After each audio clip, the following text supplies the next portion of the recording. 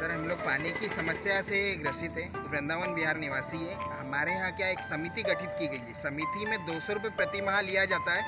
जो अगर पूरे लोगों के द्वारा 200 रुपये नहीं दिया गया तो पानी रोक दिया जाता है। फिर अभी 5 वर्षों से क्या यही समस्या चल रही है। अगर पैसा आएगा तो पानी आएगा, पैसा नहीं आएगा तो पानी नहीं आएगा। मतलब समिति द्वारा अपनी मनमानी की जा रही है। बिना वजह कह दिया जाता है कि बोरिंग सूख गया है, बोरिंग में पानी नहीं है।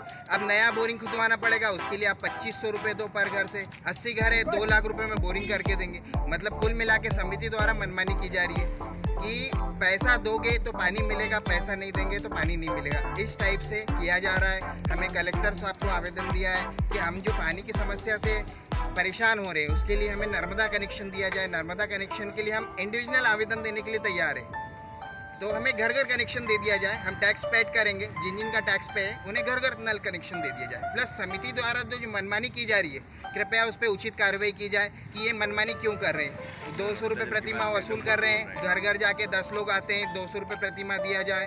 अगर ना दे तो अभद्र व्यवहार किया जाता है। तो ये किस टाइप की मनमानी है। समिति का गठन मैनेजमेंट के लिए किया जा रहा है, इसलिए नहीं किया जा रहा कि अवैध वसूली करे, मनमानी करे।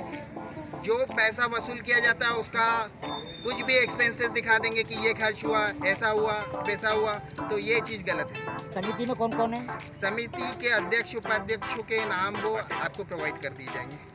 अरे समिति में कॉलोनी के सदस्य, कॉलोनी के सदस्य तो वो इस तरह की अभद्रता कहते हैं। आप लोगों ने समिति में बैठ के शिकायत नहीं करी, कोई बैठक नहीं ली? सर वही सब समिति उनका ही है और चुनाव हम लोगों ने करा था, हम लोगों ने ही उन्हें सिलेक्ट किया था। पर हमें नहीं पता भविष्य में आके वो इस तरह से हरकत करेंगे, इस टाइप से व्यवहार करेंगे। हमें तो सिर्फ पानी चाहिए।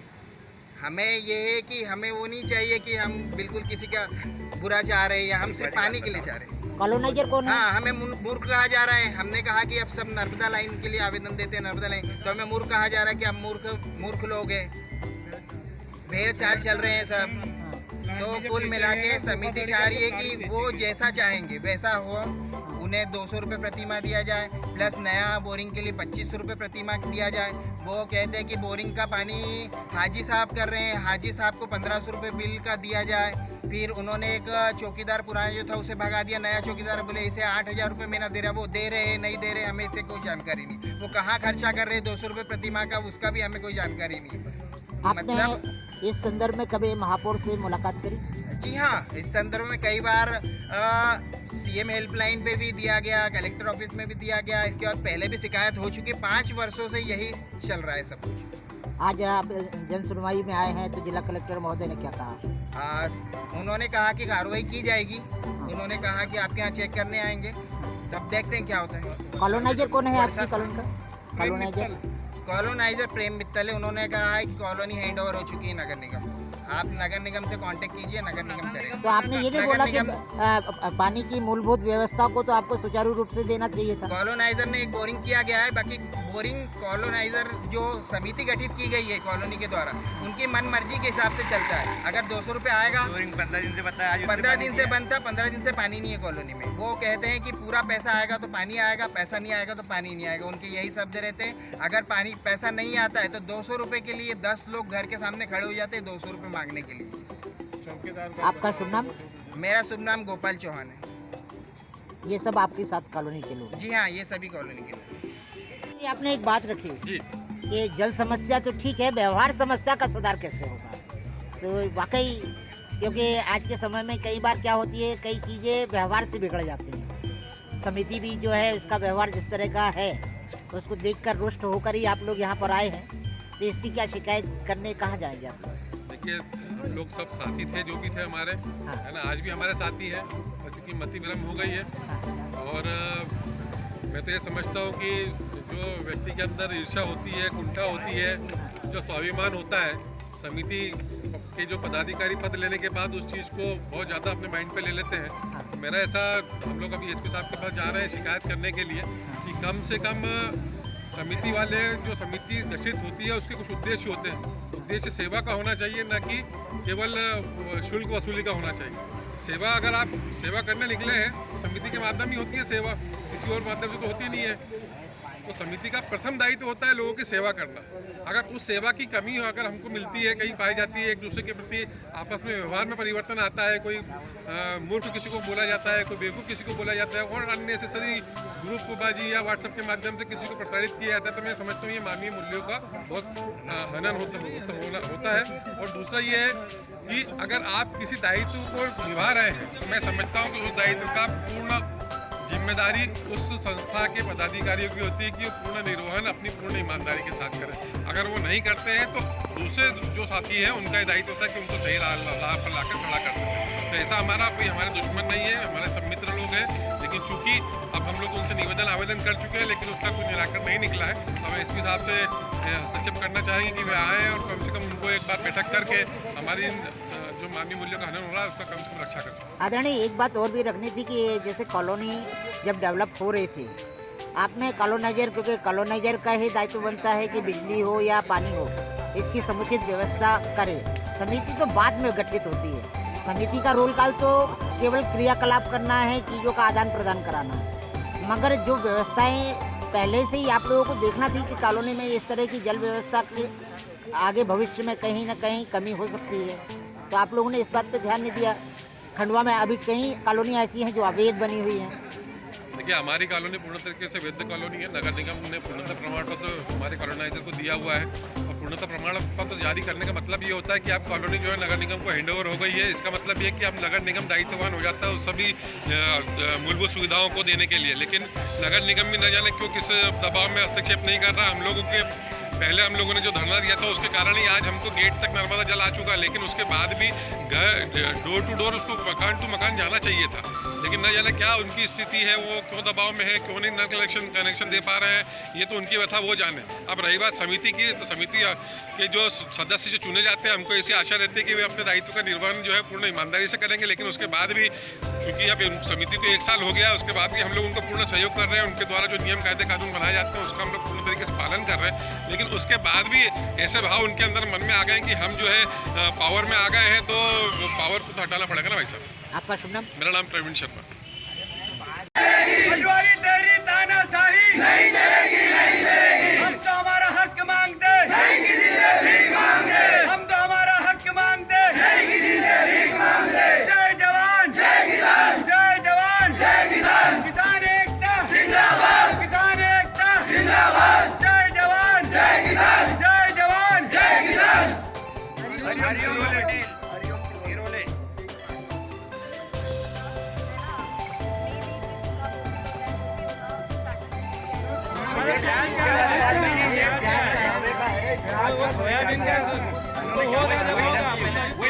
पहले आप सिर्फ उससे अवगत होइए, फिर उसके बाद मतलब सर्वे हुआ था।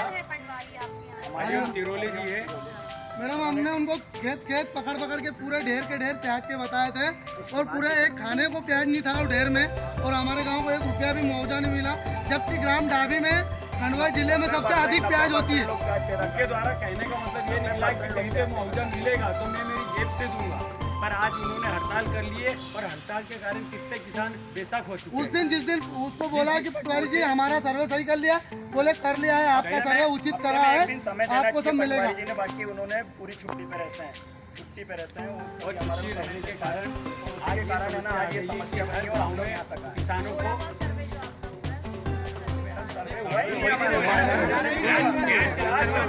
सोयाबीन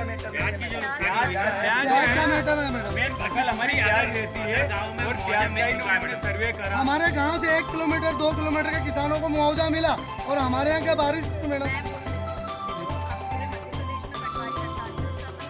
जी जी नहीं मैडम, ये समस्या हम समझ रहे हैं। हम आपकी समस्या देखो समझ रहे हैं। मैं आ रही साहब को वहाँ पे जब भी होते अभी देख लेते हैं आपके गाँव में आ जाएंगे, ठीक है। ये आपकी प्रॉब्लम है जो आपको सर्वे कराना है प्याज वाला। सोयाबीन की तो बात अभी नहीं है, सोयाबीन का भी साथ में हो जाए।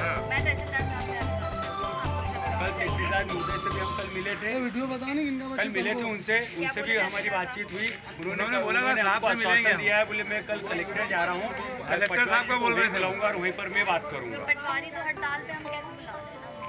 खत्म हो गया, आदेश देंगे यार आदेश के अनुसार मैं एक चीज और बताना चाहता हूँ। मैडम ऐसा तो उठा रहे हैं फोन तो कल उठा लिया था। मैं साहब को बता दूँ, आपको पता है कि कितना बड़ा प्रोग्राम होने वाला है। 2 मिनट का समय चाहिए। हम 200 किसान हैं साथ में। आप ये समझो कि हमारे साहब को खाना खाने की नहीं मैडम, देखो किसान लोग अगर किसान पैदा नहीं करेंगे तो कौन कैसे खा लेगा? अगर हम लोग समस्या लेकर आए मैडम, हम लोग समस्या लेकर आए हैं, हम कोई आप लोग शांति से बैठो। जी जी 2 मिनट का समय चाहिए। हम किसान हैं, अगर हम अन्नदाता के साथ अगर ऐसा होगा भाई फिर क्या होगा? कोशिश कर रही है आप 2 मिनट का समय हमें दें। आप कोई 2 लोग आ जाओ। बिल्कुल चलेगा। आप थोड़े शांति से बैठो।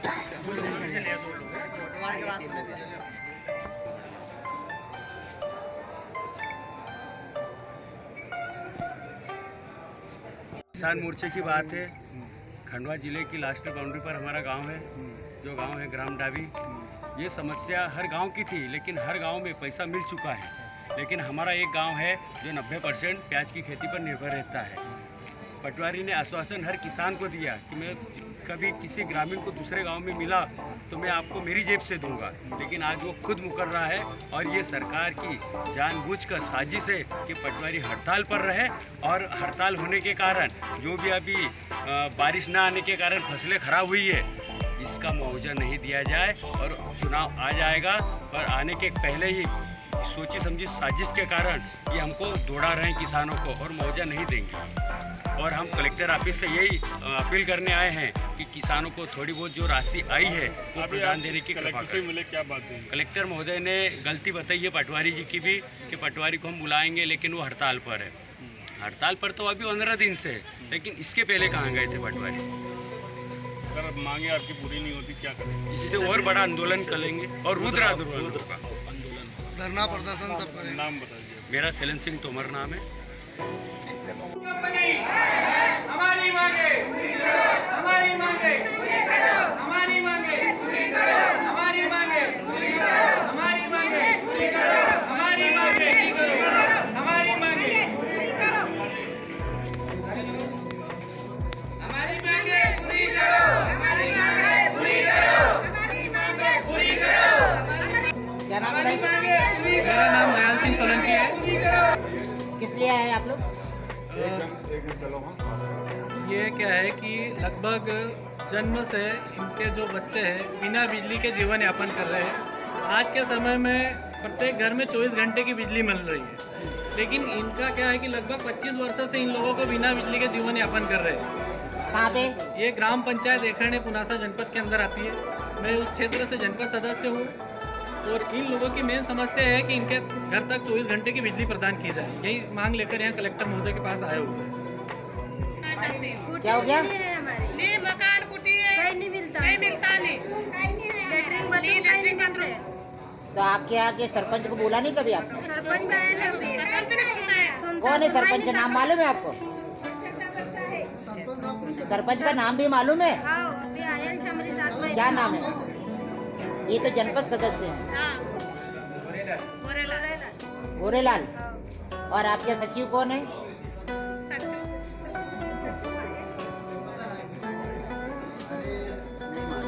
नहीं भाई ये बिजली हमारी बिजली का परेशानी है। आपके बिजली के खंभे लगे हैं कि नहीं? हमारा में 12 घंटा की लाइन आती है, 24 घंटा की लाइन।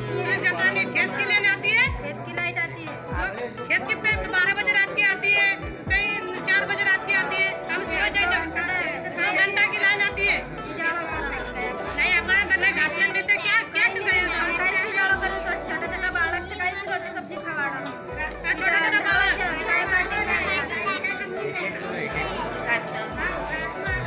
क्या नाम है अम्मा आपका? सकू भाई। सकू भाई कहाँ रहती है? कौन से गांव में?